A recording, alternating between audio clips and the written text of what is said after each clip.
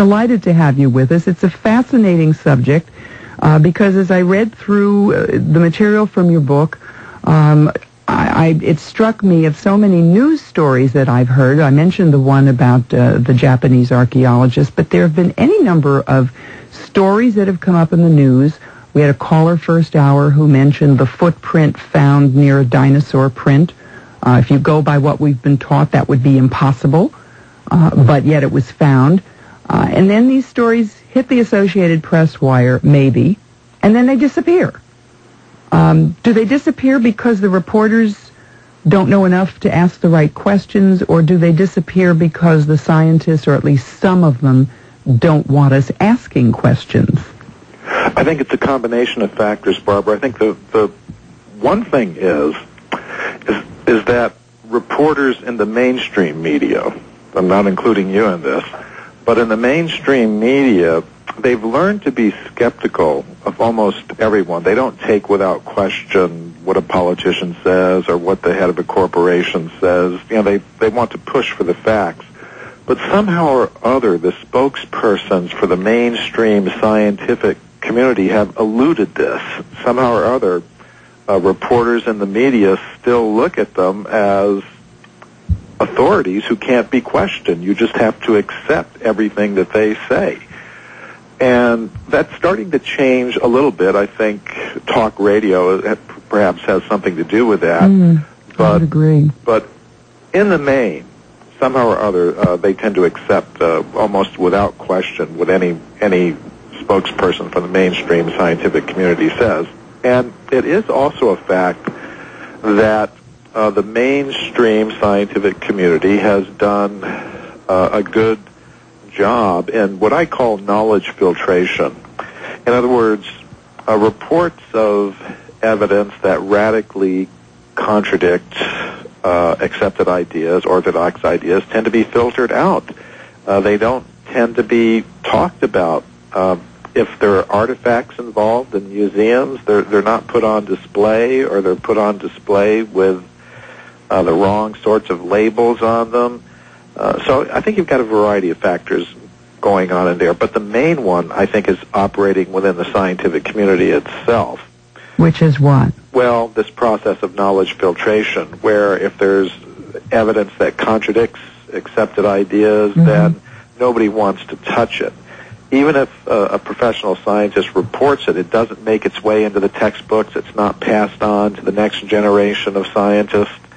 And the result is that we've just got a radically incomplete set of facts with which to make our decisions about these important questions. Well, where did human beings come from? How long have we been here? You know, the thing that's puzzling, and I can see why, as a person who has been a reporter, dealing with someone with a PhD in science, and especially if all you have is a bachelor's degree and it wasn't in science, you know, it might have been in journalism or something else, you feel as though you're not qualified to ask questions that might challenge what Dr. So-and-so said. Was he standing there in his white coat, if he's a medical person, or, you know, any other PhD?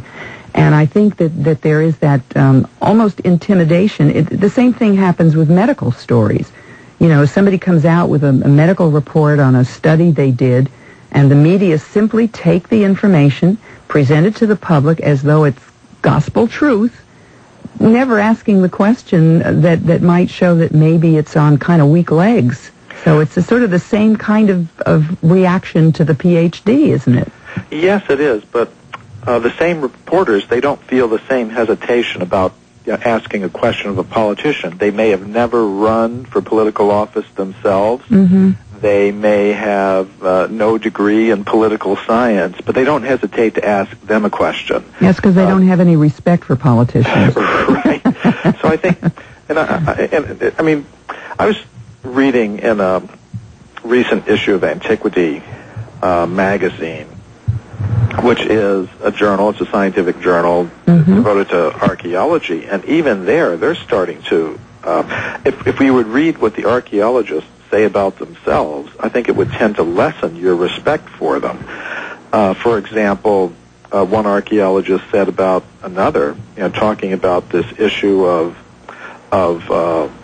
fraud and things like that, and this knowledge filtration process. He says, here are some of the things that he finds operating among archaeologists: the distortion or extremely partisan selection of evidence, exaggerated claims, and these are his words, not mine, the prevention of colleagues' access to objects or data, the prevention of publication by critics or opponents, together with blockage of their representation in the media, passing oneself off as having a higher degree or more important position than one actually possesses, ferocious and bullying reactions to the slightest criticism aimed especially at intimidating younger colleagues, and it goes on and on and on. So, and you mentioned the case of the Japanese archaeologists who have been caught planting objects. And now I can give you examples of all of these cases. Now the person who mentioned these things said he wasn't going to name any names because he was afraid he would expose himself to litigation. Would they be blacklisted if they did something like that? Aside from litigation, I mean, would it hurt them professionally if they started airing this dirty linen in public? Yes, and there are cases like that. For example, the case of Virginia Steen McIntyre, who was an American geologist who was involved in some studies that were done in Mexico at a place called Huayatlaco, which is near the town of Puebla.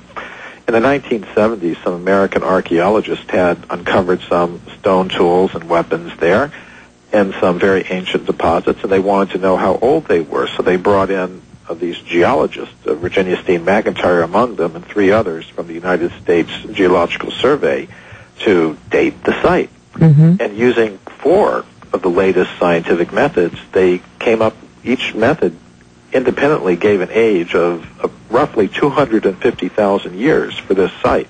So when the geologists presented that to the archaeologists, they said, no way, because human beings didn't exist 250,000 years ago anywhere in the world. What to speak of North America, because their current idea is that no humans came into North America any earlier than about 30,000 years ago max, and most Orthodox archaeologists are struggling with 12,000 years.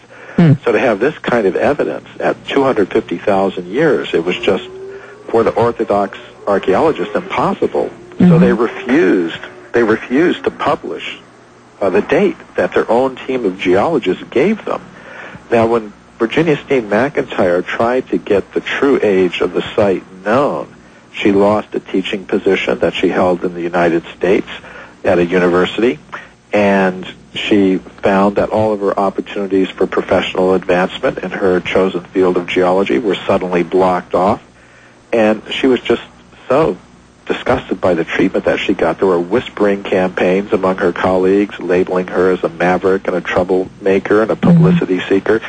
And finally, she just moved with her husband off to a little town in the Rocky Mountains near Boulder, Colorado, and just remained silent until I found out about her case and wrote about it in Forbidden Archaeology and started getting her some of the attention I think she deserves. And partly as a result of that, some new investigations are going on down there, and I would like to see her vindicated finally. That would be very nice. That is just such a frightening thing to have happen, but I guess it's a good example of what can happen if the whole institution turns against you. The individual just doesn't stand a chance. Yes, and there are other ways in which this process operates. For example, this archaeologist had mentioned preventing colleagues' access to objects or data. Now, I had some interesting experiences in that regard. Last year, I spoke at the European Association of Archaeologists annual meeting. It was held in Lisbon, Portugal, and about 1,200 archaeologists from all over Europe had gathered there. And I particularly want to talk about a case from Portugal. It was the case of Carlos Ribeiro, who was the head of the Geological Survey of Portugal in the 19th century. And he had uncovered many stone tools and weapons, other types of artifacts, and layers of rock 20 million years old in Portugal. In other words, he had found evidence that human beings were existing 20 million years ago, when today, scientists think we've only been around for 100,000 years and we've evolved from more ape-like ancestors. So he had reported this evidence. He had found these artifacts, and he put them in the Museum of Geology in Portugal, in Lisbon, Portugal. Now, I went to that museum because I knew those artifacts were there. Now, they're not displayed to the public today. It's interesting what happened. Originally, he had put these 20-million-year-old artifacts on public display in the Museum of Geology in Lisbon. Then later on, after he had died, some other officials in the museum left the objects on display, but they put new labels on them saying that they were roughly 20,000 years old instead of 20 million years old. Wow. And then later on, they finally just removed them from display altogether and just locked them away.